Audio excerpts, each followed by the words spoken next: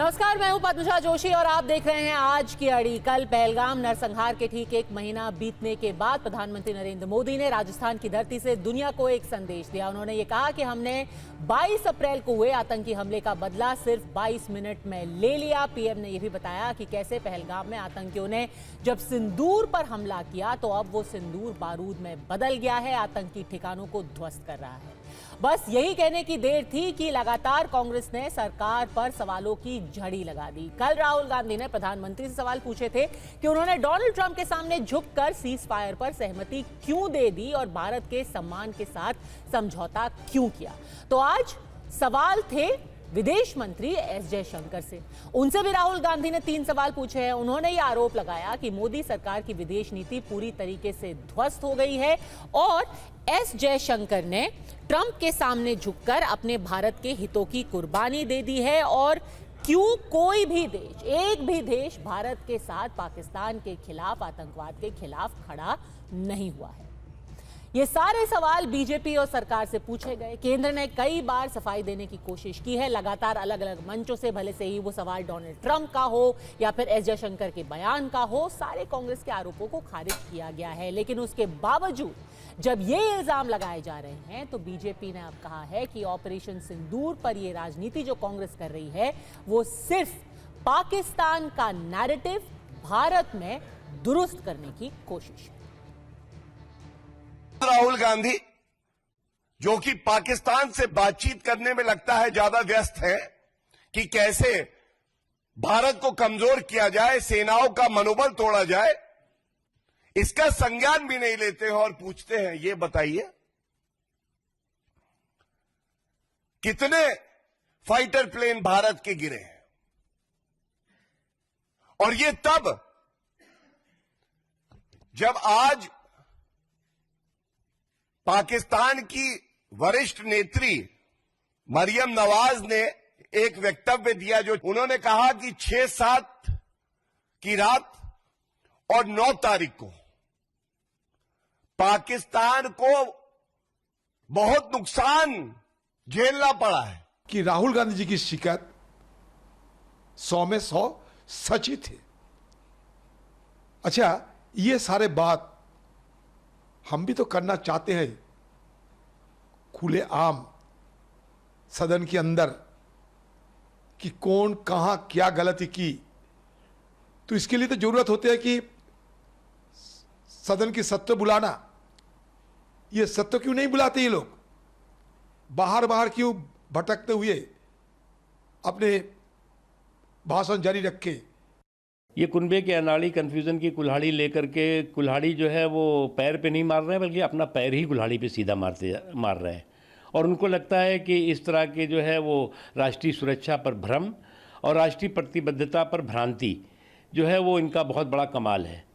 America का राष्ट्रपति हमारे शिमला समझौते के भावनाओं के अनुरूप एक तरफा सीज फायर की घोषणा कर देता है मोदी जी, तब तो आपका यह खौलता खून नहीं बोलता कि हमारा मामला है, सीज फायर होगा तो हम अपनी धरती से करेंगे। और वो कितनी अपमानजनक बात कर रहा है कि मैंने इन दोनों से कहा और तुम्हारा ट्रेड करा दे।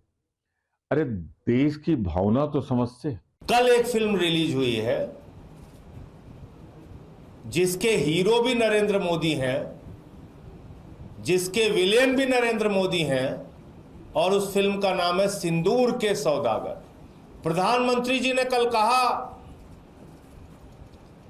मेरे शरीर में गरम सिंदूर दौड़ रहा है।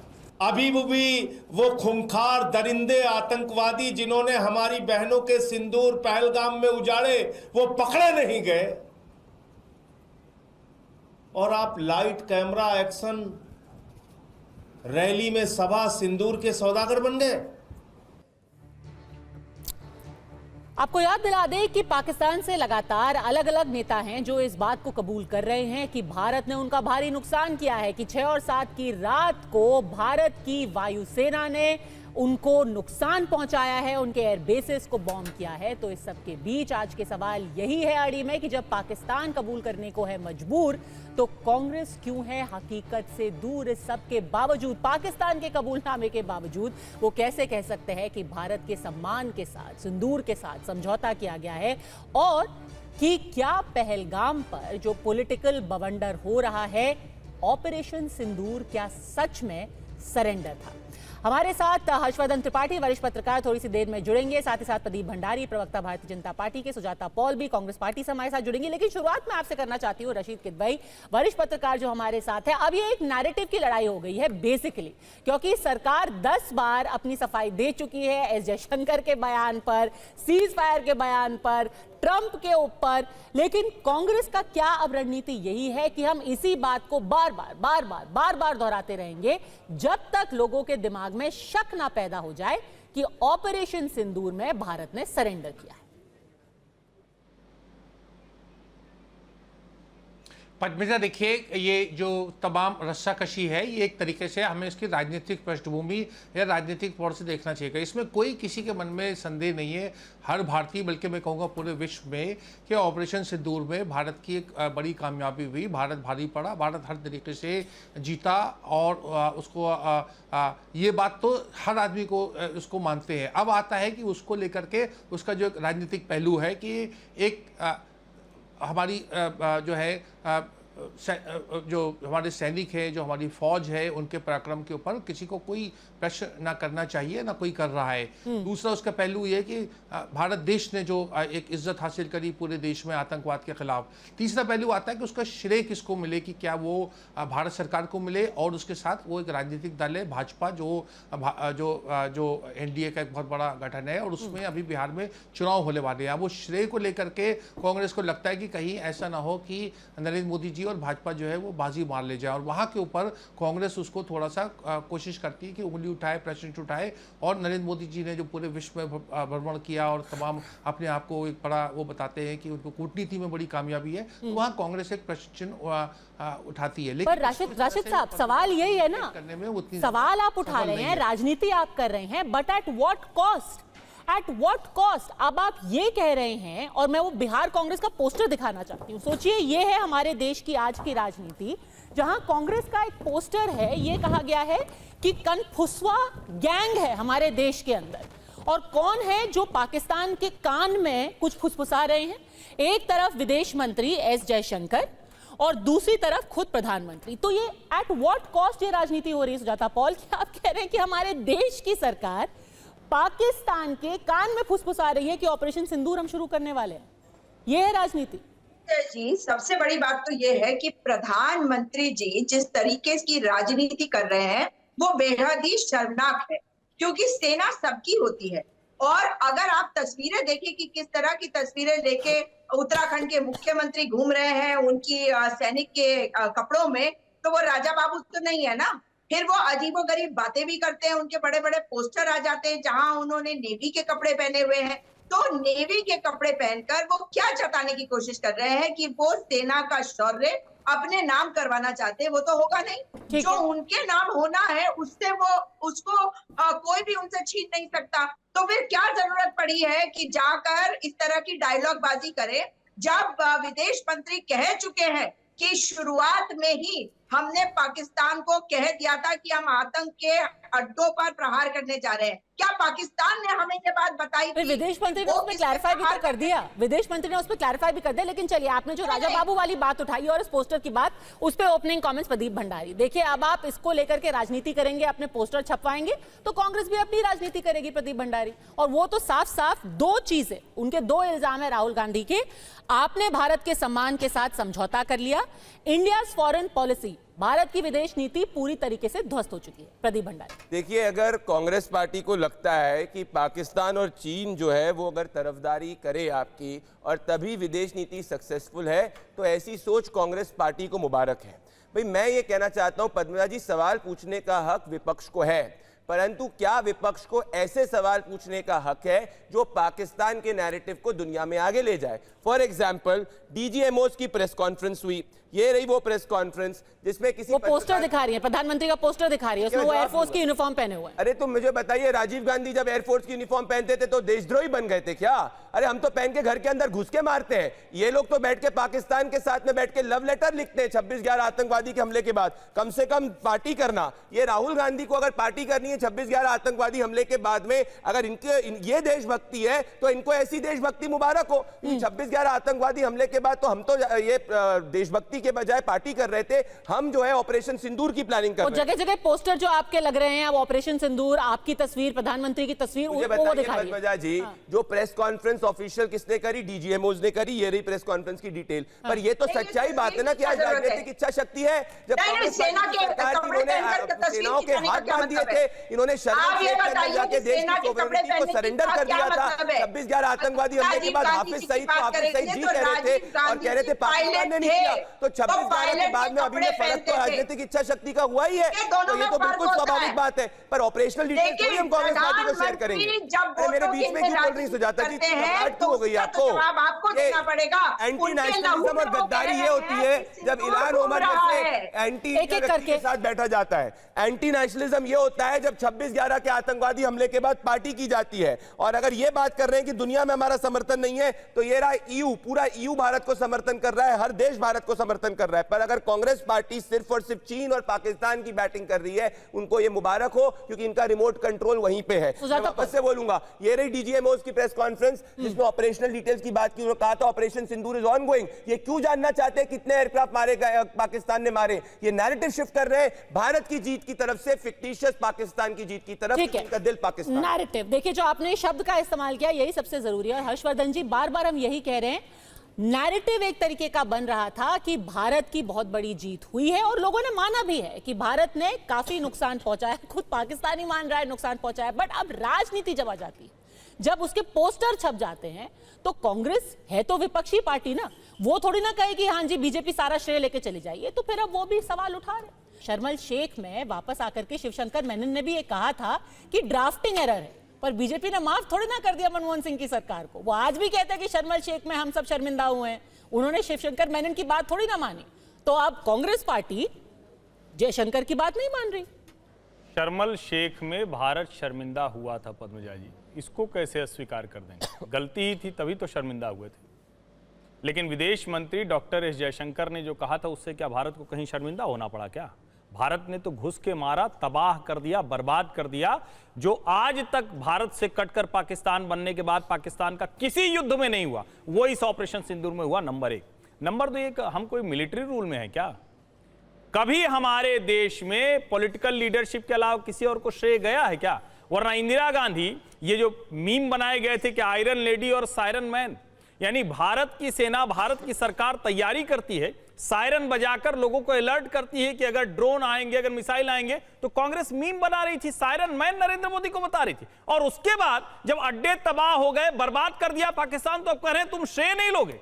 ये डेमोक्रेटिक देश है, यहां लोकतंत्र चलता है और लोकतंत्र में लोक के द्वारा चुना गया नेता ही तय करता है। अब अगर राहुल गांधी कह रहे हैं कैमरे के सामने खून गर्म हुआ, 2014 से 2025 नरेंद्र मोदी का खून कभी कैमरे के सामने गर्म नहीं हुआ।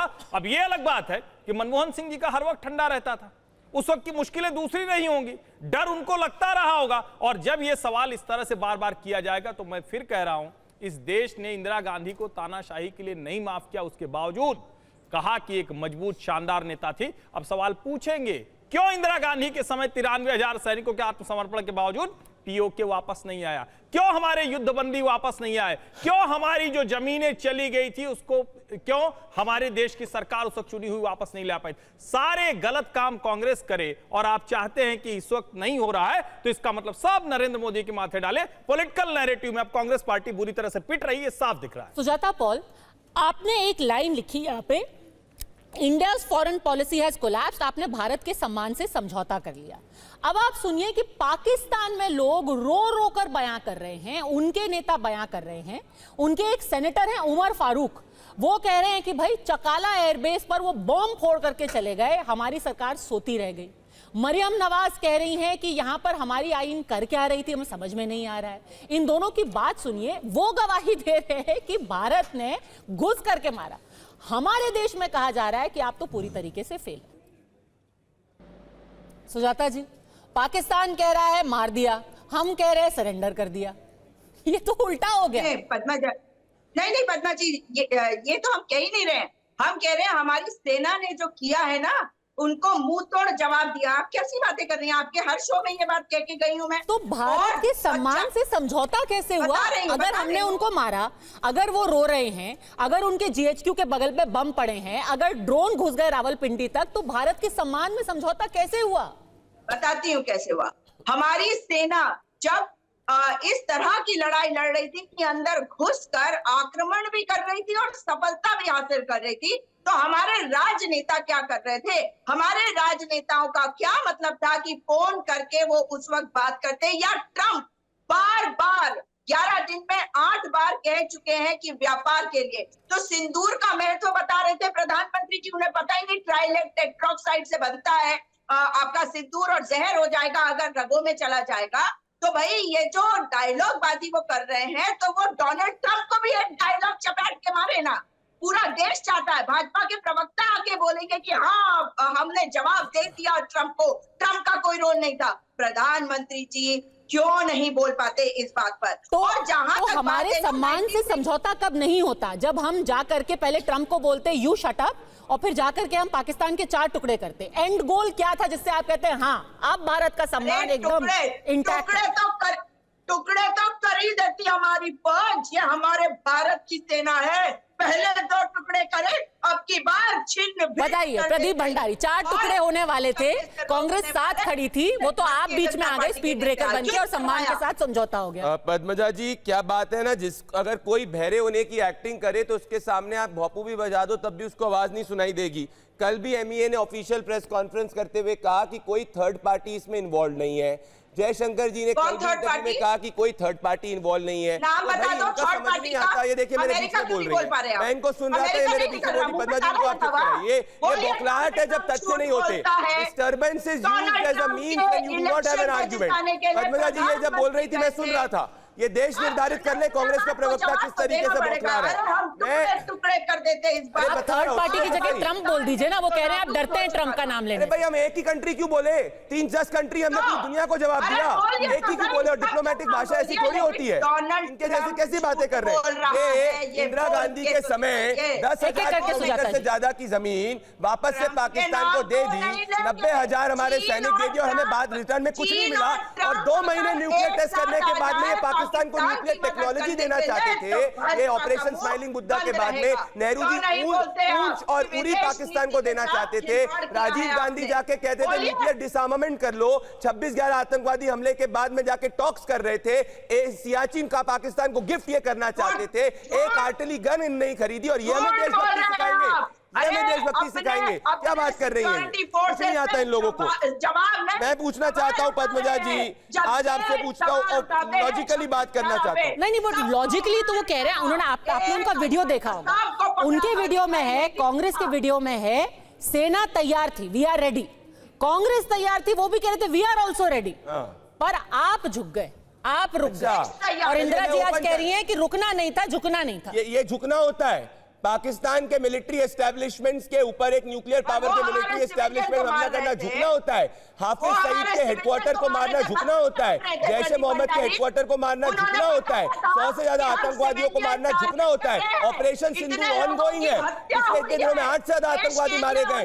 झुकना मैं बताता हूँ क्या होता है। 26/11 आतंकवादी हमले के बाद में बैठकर पाकिस्तान को क्लीन चिट देना झुकना होता है। पाकिस्तान को न्यूक्लियर टेक्नोलॉजी देने की बात करना झुकना होता है। जम्मू कश्मीर जम्मू कश्मीर का पाकिस्तान को देने की बात करना झुकना होता है। अक्साई चीन को देना झुकना होता है। एमओयू चीन के साथ साइन करना झुकना होता है। ये देशद्रोही पार्टी कांग्रेस पार्टी है, इसको कभी नहीं समझ में आएगा, इसलिए जनता ने हाशिए पे छोड़ा। लेकिन राशिद साहब एक सेकंड, जो क्लैरिफिकेशन की बात हो रही है ये ठीक है, जो डिप्लोमेसी में एक शब्द इधर से उधर बहुत फर्क पड़ जाता है।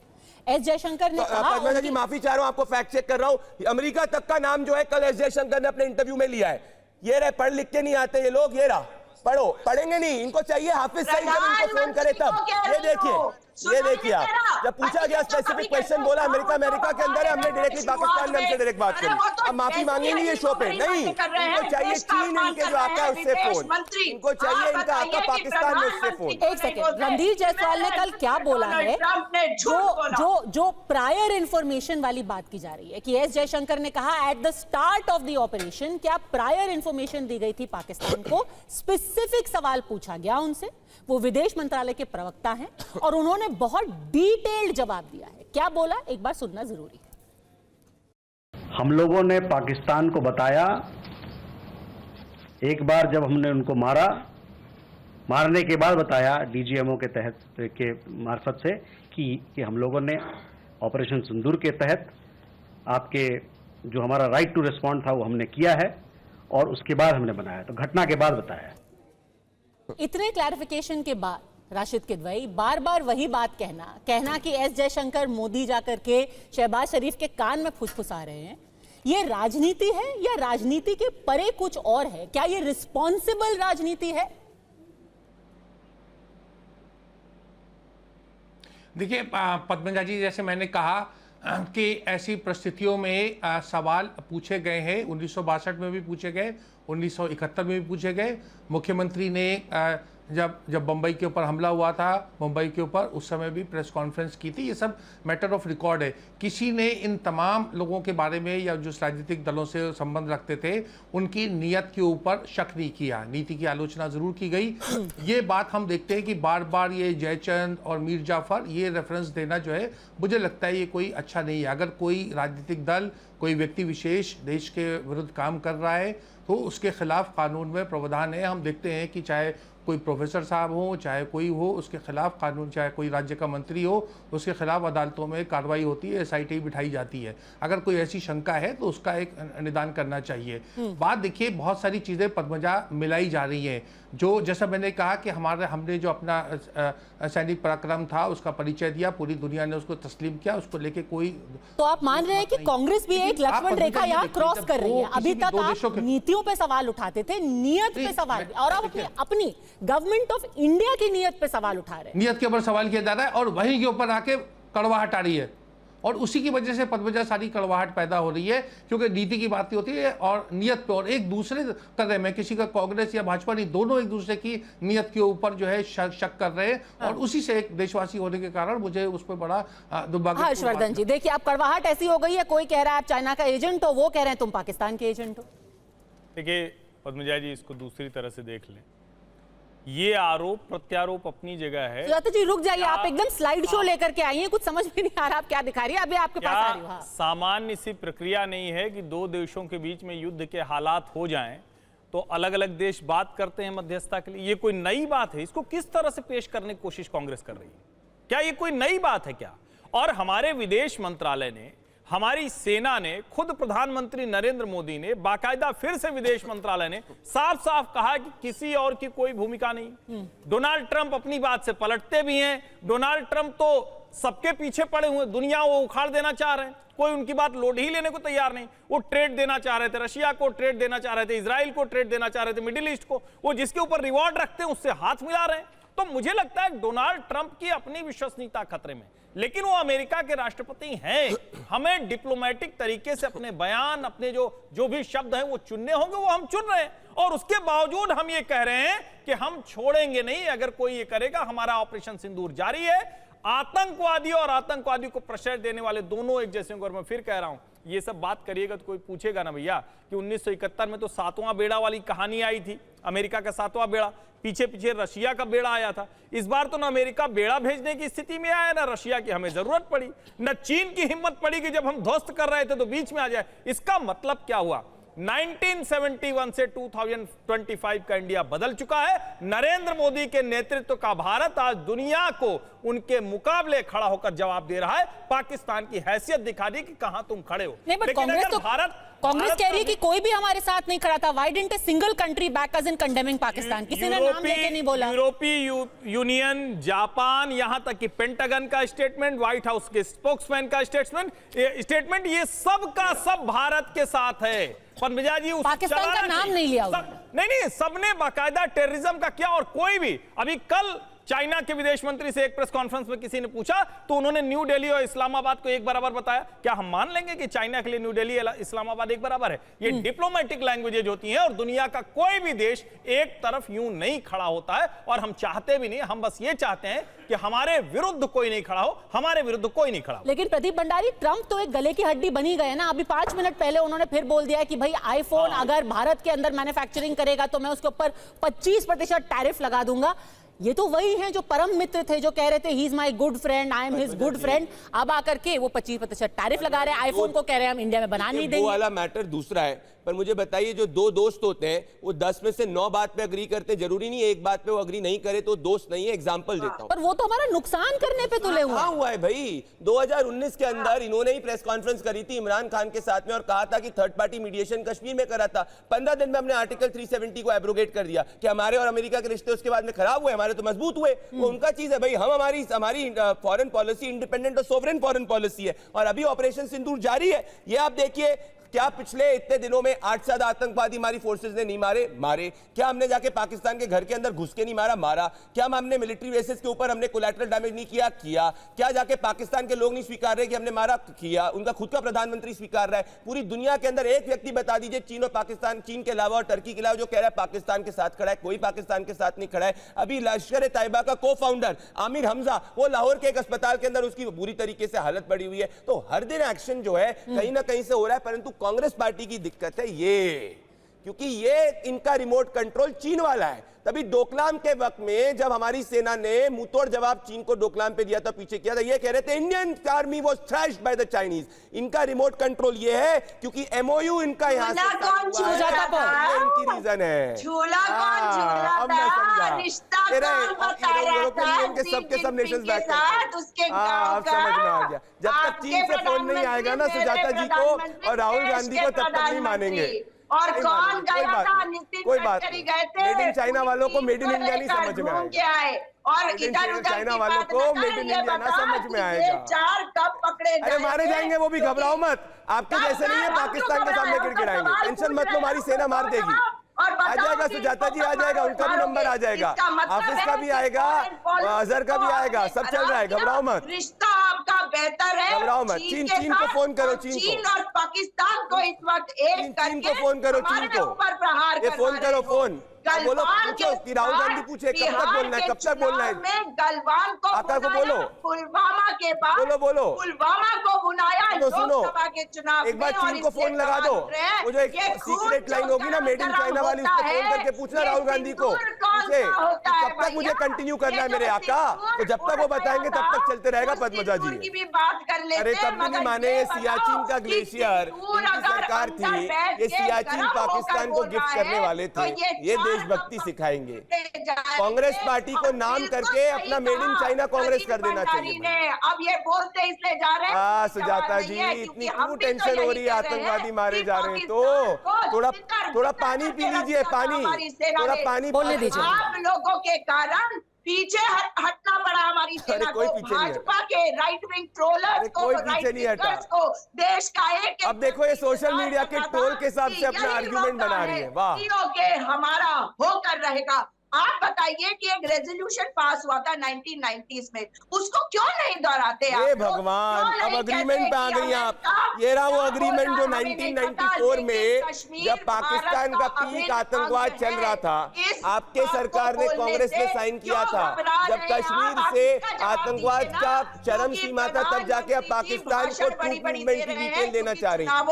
सुजाता जी एक सेकंड, आपने यहाँ पे एक बात बोली। आपने कहा कि सेना आगे बढ़ने वाली थी, लेकिन सरकार ने हाथ पीछे खींच लिया।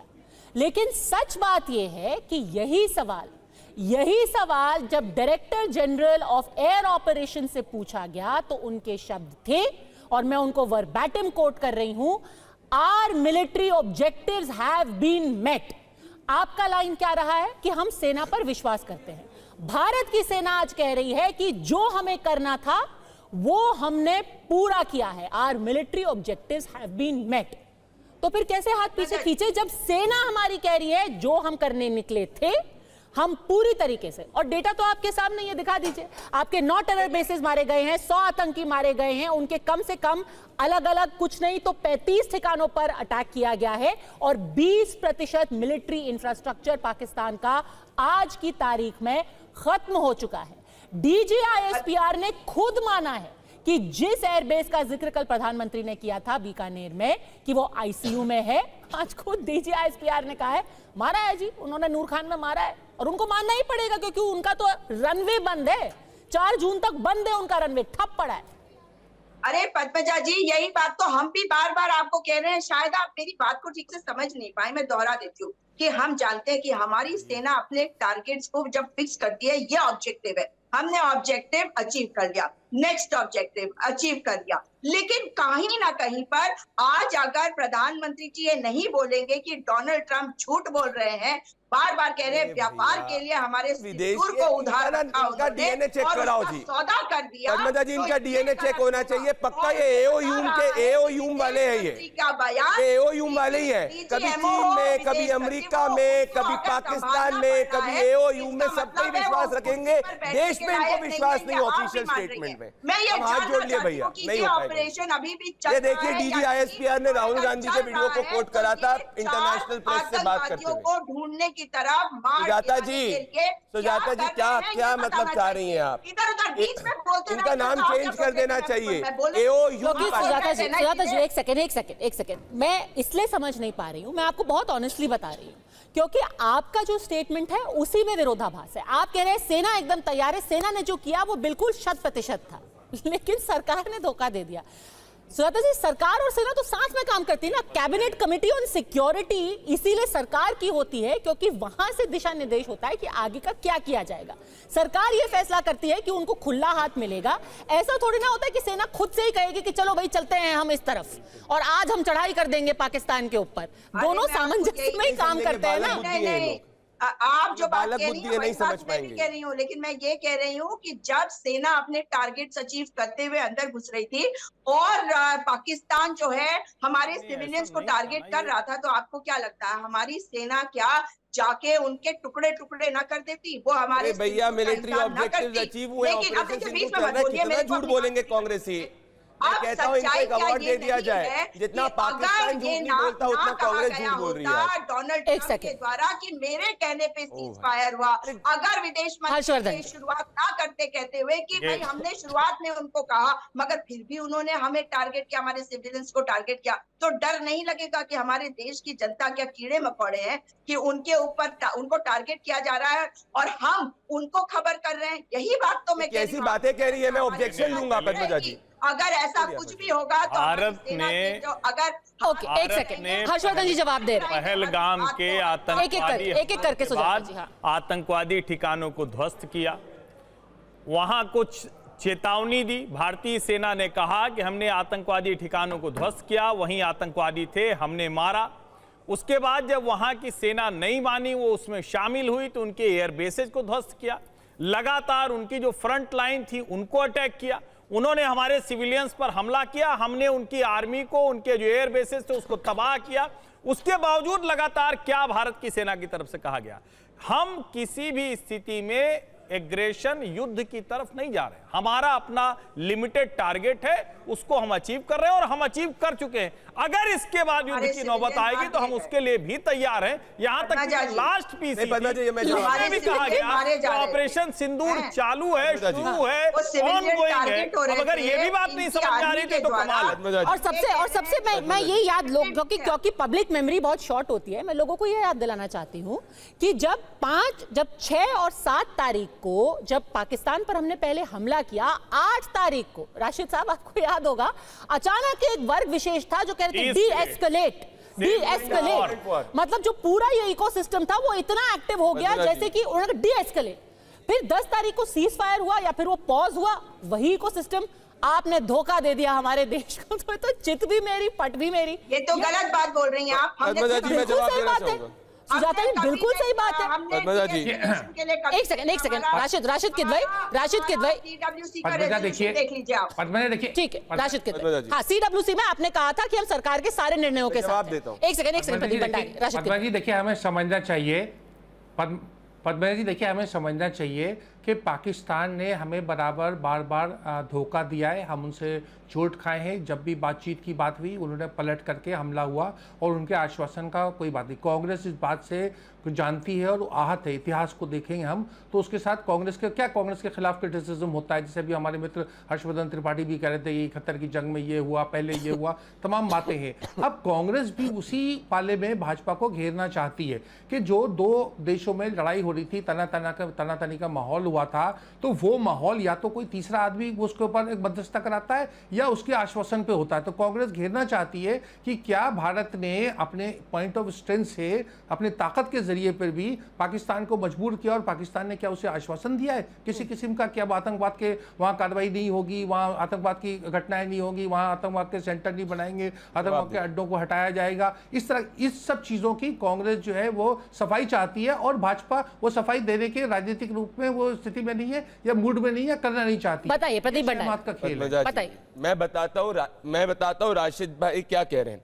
वो ये कह रहे हैं कि जब विजय वाटिवार ये पूछते हैं सवाल कि अरे 5,000 रुपए की मेड इन चाइना जो है वो आ रही थी ड्रोन, आपने 15 लाख की मिसाइल क्यों खर्च करी, इसका आप जवाब दो। अब आप मुझे बताइए, क्या ये सवाल कोई एक राष्ट्रभक्त ऑपोजिशन पूछ सकता है? ये वही विजय वाटिकर है जो कह रहे थे आतंकवादियों ने पहलगाम में धर्म नहीं देखा था। ये बोल रहे हैं कि भाई 15 लाख की मिसाइल क्यों खर्च करी। इससे ही आप कांग्रेस की नीति समझ सकते हैं। 10 साल तक इन्होंने एक आर्टिलरी गन तक नहीं खरीदी और ये हमको बात करेंगे। ये कोई एक लॉजिकल क्वेश्चन नहीं, चीन का नैरेटिव है और ये इनकी असली नीति और नीयत है। कोई एक्सपोज राजनीतिक तरीके से करना नहीं चाह रहे। ये पाकिस्तान की बैटिंग कर रहे हैं। अब सुनिए, ये रहा AF का ट्वीट, ये मैं नहीं बोल रहा हूं, ये इंडियन एयरफोर्स का ट्वीट है 11 मई ऑपरेशन सिंदूर इज ऑनगोइंग।